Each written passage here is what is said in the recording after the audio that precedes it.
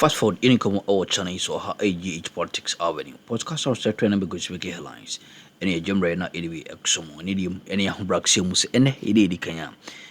Now subscribe to the channel Eddie Amami. Onia yanko Ken Ofori Alta and lawyer, lawyer Frank Davis. Now so na watimi a break silence. For Ken Ofori Alta Nibela yede amano after 3 months in ICE detention center no. Mesra ko say emu imra insemnim na yenhwe nsema hodo a lawyer no if you go ho e de MIA after say yi no free ho no. Channel so am say GH Politics Avenue has been released from ICE custody and detention by signed judicial order of court, and he is rejoined with his family and his home presently, taking it easy. Can you educate us on the bail terms? He has been released from ICE detention. With great respect, that should serve enough notification that he is out. I am not, with great respect, about to talk about the terms of bail. I don't think I have to break my client-lawyer relationship and put this out in the domain. He has been released and his home. He has rejoined with his family and his home. The most important thing is that he is released from ICE custody. Yes, we posted a bond application. The court has looked at it, and he is now being released from custody. Now, we know when he appeared before the judge earlier, the judge requested the U.S. authorities to produce Ghana's extradition request by February 19th. Was that done? Do you have any idea about that? Well, when the federal lawyers who came from the Department of Justice put up that caveat, on the first day he appeared before the ICE hearing, we all saw the proceedings of that event, and they were requested to put in the request as they themselves had said to the court that the government of Ghana had put in an extradition request. On the 19th of February, in fact, they waited until the 18th of February before they put in a one-liner, just a one-liner statement that yes, an extradition request has been put in. But as to the details of the proceedings, they failed to furnish the court with the details. That was what prompted the court to have the matter adjourned to a later date in March. But that March date was overcome by events. We were supposed to have gotten back to court on the 27th of April. But as the law will have it, Ken is out today because the judicial processes and the laws in America work. Morning as well. Yesterday, when you saw the story of former finance minister released from ICE detention, how did that come to you? Well, it didn't come to me as a surprise because his intentions of not returning to this country to account to the good people of this country has been made known, has been very clear right from the beginning. So I was very surprised when we had some lawyers or a lawyer in this country who was always assuring the people of this country that Ken Ofori Alta was going to return as soon as possible to account to the people of this country. First of all, he deceived the former chief of staff by telling the chief of staff that he was going for medical checkup and return as soon as possible. How is that a deception? I mean, when you told the chief of staff that you were going for medical checkup and come immediately, only to be told as a country that he was busily pursuing his either green card or American passport. So that was... But that part, could he have told the chief of staff at the time? I mean, if you want to be clear, you have to be clear. If you want to be truthful, you have to be truthful. So it's not clear that the sole aim of going to America was not for any medical checkup as we were made to believe. Remember, at the time ICE went for him, he was not in a hospital. All along, we have been told that the man was busily commuting between Mayo and maybe a hotel. You remember Mayo Clinic? Yeah. When he was picked by ICE, he was living comfortably, according to the report, in a flashy apartment. If you're going for medical checkup, you really don't have to be detained in the hospital for them to know that you're going. The information that we were told, especially coming from Frank Davis, was that we were so callous, we were so unreasonable that someone that was ill, we would expect him to come back to this country. So ordinarily, you would expect that if ICE made any move to arrest him, he may be found around a hospital or a clinic, only to be told that the man was resting in an apartment. Now, beyond that, beyond what his lawyer told us, I don't know whether he's even his lawyer, because all along too, I have been getting, or we have been receiving statements from Minka Premo. So at a point, I questioned the locus of Frank Davis in all these matters.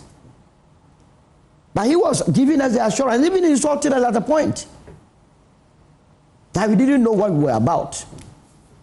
But neither has Minka Premo or the former finance minister also said that, well, Frank Davis shouldn't be speaking for... No, but whatever he has told has turned out to be the opposite. It is now clear that he is there fighting to have American passport, not to return to Ghana. That is all that is happening. Ghana as a country, this is the land of his birth, has actually gone to the United States, begged him to return back to his country of origin. He says no. Civil society organizations, I remember, what's the name, recently, picketed at the U.S. Embassy, calling for Mr. Ofori to come, and even assuring him that when he returns, they will go and meet him at the airport and make sure that nobody harms him. He said he won't come. But if you look at the statement from his lawyers, he says that he's committed to proper legal processes in answering questions. So how do I just oppose this and what he says, what you're saying he said he won't come? Yeah, well, 123 ministers or so under the Nana Akufo-Addo Bawumia administration. To the best of my knowledge, almost all of them are living in this country. Some did worse things. Ajima Menu is in this country. Who is going after them? Who is hurting them? Quite recently, the spokesperson for government said that Ajima Menu has as well been charged with some... Yes, but they are here. At the end of the day, I respect such personalities. Okay. That they are ready to answer questions. Okay. You have been accused of National Cathedral, you have been accused of PDS, you have been accused of SML, you have been accused of ambulance deal, and you are telling us that you are not coming. Is it to say that you believe you committed those offenses? That is why you are not coming? I mean, I can't believe it. Okay. Let me go to Pius on this. And when I come back to you, maybe Solomon or Hamza, Dr. Zato, I'll come to you. My question there will be, when a person is charged with certain crimes, I'm not sure what word to use, I'm not a lawyer, but if you're charged, the duty really lies on you to get the person back here. I don't know why, this is a moral call to encourage him to come to Ghana. So I don't know why we're thinking that he's just going to walk into the graves of the investigative bodies for him to be investigated. I hear the call that if you've been given the responsibility to govern this country, or you held the responsibility of protecting our purse, you should have that same moral right to come. He says that I'm not going that route. But what's happening to those who have been charged with the responsibility to get him here? When I come, it's a legitimate question. I will come to the lawyer, but let me come to you, Pius. You've heard what Solomon has said. You have seen what the development is now. He's out of ICE detention. Does that make you happy, by the way? Well, thank you very much, Amafa. Good morning to you, my colleagues, and to our cherished viewers. Anybody who has his freedom should make any of us happy. I mean, that's why in the MPP we believe in development in freedom and emphasis on freedom. And so, be it Solomon or be it my friend Hamza, whoever was in detention and goes through the processes to be able to live normal life, no curtailment of freedom of movement, is able to engage with their families and friends should be cause for happiness for any decent-minded person. So, yes. And I want to also state that ordinarily, there's no problem with people asking that Mr. Ken Ofori or anybody who served in government should be available and within the jurisdiction to be held accountable. There were a number of government appointees within the SWAL administration, including myself. Solo just gave a number. And many of those people are within the jurisdiction. And you can tell clearly that not much is happening by way of exacting the so-called accountability that people are talking about, because you would come to realize in due course in the conversation that most of it is much as I do about nothing. So for me, it's not a problem if somebody calls for Ken Ofori to return to the jurisdiction. All of us are here. But we must also be honest and face the fact that the man has not been well for a long time. You can play the ostrich and pretend to bury your head in the sand and not see. It got to a point even when the man wore suit, he was unable to wear shoes. It got to a point that some people saw his health and it became a reason to even ask the president to do some changes. And it is true that before he left, he had said to all of us that he was unwell and that he was going to seek medical attention elsewhere. The argument that because he claims that he is unwell, he should be in the premises of the clinic is maybe problematic, maybe colloquial living. Because in today's day and age, we are even talking about e-medicine, for instance. So I think that our horizon should be broadened in that context. But the point I want to make is that why should anybody be worried if there is the need to exact accountability, take the man to court? It should be any prosecutor's interest that if you are saying you are not going to come, I will try you in absentia. If you have a case. You agree with me that lawyers say that, of course, that is a fair way to try somebody, but the most preferred is if the person... Well, that's preference. I would have preferred for the person who is accused to be there to defend themselves. But you, the person who is prosecuting the person, if you are so sure about your case, you shouldn't be worried. His absence should inure to your benefit ordinarily, if he was even absent to defend himself. So for me, this, you see, sometimes if you are not able to carry your load, you want to blame your headgear that, okay, that's what they say in the local palace. I do not see, and this is not the first time. You remember Madam Sedinam Tamekulu? He was tried in absentia. As we speak, the trial had started here. And it has started, but he absconded and he was tried in absentia. Before then, there's a case, popular case, Benjilo versus the Republic. He was tried in absentia. Everybody knows that it is something that can happen within the Ghanaian laws. So if it is that somebody suspects, and I do not have that suspicion, if somebody suspects that Mr. Ken Ofori is obstructing, he's deliberately refusing to come back into the jurisdiction, even beyond the trial in absentia, there could be extradition processes and so on, which I understand have started. So for me to be here and to already, without being even the prosecutor, without being the judge, we sit on national television and then we transform mere allegations into convictions. And we say that somebody has been, there is PDS, there is SML, there is Cathedral, as though by their names they are crimes. Those are not crimes. But for his conduct, will you encourage him to come to Ghana? No, I'm saying that I don't have a problem. I don't have a problem. If Mr. Solomon Owusu wants to make a prayer, and God listens to his prayer and Ken comes. If I had an opportunity to speak to Ken, I probably would say, if you are able to come to Ghana. But the fact is that if Ken does not come to Ghana, can he not be tried? The answer is yes. Okay. So what is preventing a state that is sure that they have a solid case from proceeding? If you try the man and he is convicted, we know that he is convicted. I know enforcement may be an issue, but even then, there are processes that can be laid out and played out in law.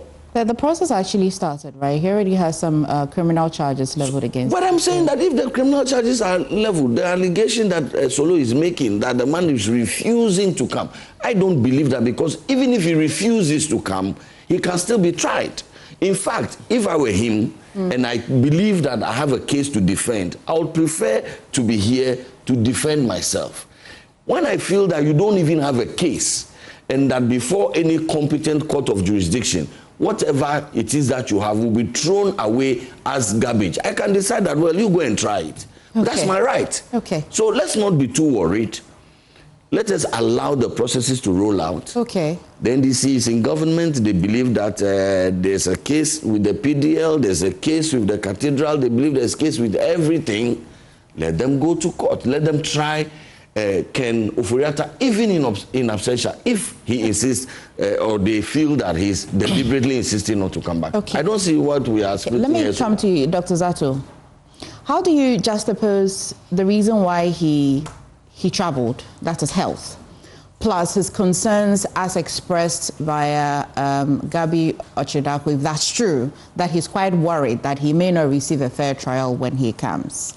How do I juxtapose to know that indeed it's because he's unwell, but he just doesn't believe in the justice system, that's why he doesn't want to come?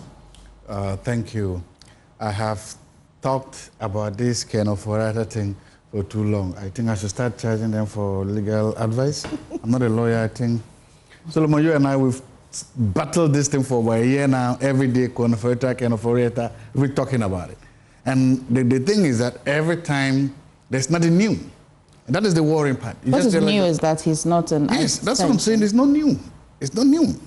So I've sat down, and yesterday, I took the opportunity, I listened to his lawyer, Frank Davis, on air, as I was driving home. Spoke. And then after all that, I sat down and I put together and I realized that now I understand that there's something happening. Ken Ofori's utter absence has more and bigger propaganda value for this government than his presence in Ghana. So the reality is that they don't actually want him in this country. They just need him there so that they can make that propaganda value of him trying to escape. Are you sure? I'm sure. A government that campaigned on Operation Recover All Youth. I'm telling you why. Let's listen. I want you to, I've told you, that's my premises. That's my hypothesis. Look, Frank Davis told us something yesterday. One, as we sit here, his lawyers make up promote the firm. They have not yet received any charges against Ken Ofori. They've not been said. He said that yesterday. Hamza, please note this, because that's an area a lot of people are He said it. I'm quoting you. You can play. That they have not been said. Yeah, they spoke that both the OSP and the Attorney General, nobody has come to them to say that these are the criminal charges against Ken Ofori in this country, even though he's on file, his lawyer. They try him on TV. No, but how do you say the criminal process on a lawyer? No, the guy's not there. So my point is that maybe, and again, I'm happy that you said that. So the question is, if somebody is not in the country, if you want to try somebody in absentia, because that's what I'm saying, it's possible. Yes, there's greater value in having the person come into the courtroom, stand in the docket, raise his or her hand, and say guilty or not guilty. There's greater value that you want to see that. As a prosecutor, I think you want to see that. Look, I'm a lecturer. I prefer in-person classes to online classes. I'm not a good friend of online classes. But sometimes that is what you have to do. I teach distance education students. There's no way they are all going to come. So you have your preferred way. But when circumstances meet you, you change, you adapt. So my point is, if you say, already 1 year has passed, if this guy, like if Solomon is saying, if you believe that he's not coming, if you believe that he's doing everything possible not to come, then you also become adaptable. Then you also become agile. Then you also become flexible. Then you move. That's what I'm not saying. You charge him. When you charge him, is in charging somebody for absentia. There are procedures to follow. Did they follow all of them? If the lawyers know. That's the question. Two, the lawyer also said something yesterday, Frank Davis. that the extradition requirement is just a one sentence, or just say a one line thing that they wrote. Now, I don't know whether there's value in that. But the question is... Doesn't matter that's what I'm saying. It matters to him. That's why he said that. Okay. Probably what he said is that what they wrote probably wasn't enough to convince anybody about the extradition. So if you believe really that you wanted to extradite this man, and the man has lawyered up big time, even the Attorney General had cause to what? Complained that his lawyers were top-notch. They were former John Ascroft, former attorney. If that is the legal bench he's bringing, shouldn't we ain't some horo tim course watcher and so mamma na what's so jemre that's an so body no dia dumbi edumenia onia besentia na ya sumo question so